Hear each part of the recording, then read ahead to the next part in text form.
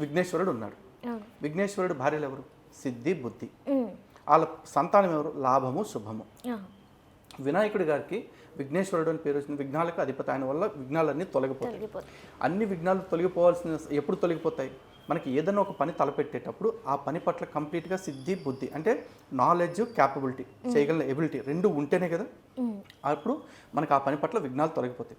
ఏ విఘ్నాలు లేకుండా ఒక పని పూర్తి చేసుకుంటే మనకు కలిగే ప్రయోజనం ఏంటి? లాభము, శుభం, ప్రాఫిట్స్ వస్తే మంచి జరుగుతుంది. ఇక్కడ స్త్రీగా చూస్తున్నారా, రెండు శక్తులుగా చూడాలా? ఇప్పుడు రెండు శక్తులుగా ఎలా చూస్తాం సార్? మరి వినాయకుడి పక్కన లాభము, సిద్ధి, బుద్ధి రెండు.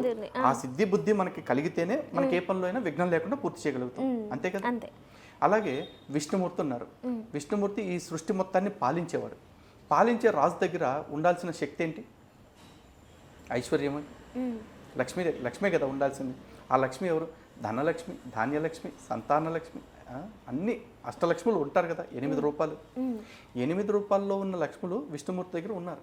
నేను నీ దగ్గర 1,00,000 రూపాయలు అప్పు అడిగానమ్మా, నువ్వు నాకు 1,00,000 ఇవ్వాలంటే నీ దగ్గర 1,00,00,000 రూపాయలు ఉంటే నాకు ఇవ్వగలుగుతావు. అవును. అలా కాకుండా నువ్వే దశంభాగం కోసం కుక్క పక్కిరిలా కూర్చున్నావు అనుకో, నీ దగ్గర వచ్చి అమ్మ 1,00,000 ఇవ్వు అంటే నా దగ్గర ఆడండి, నా దగ్గర ఏం లేవు అంటావు.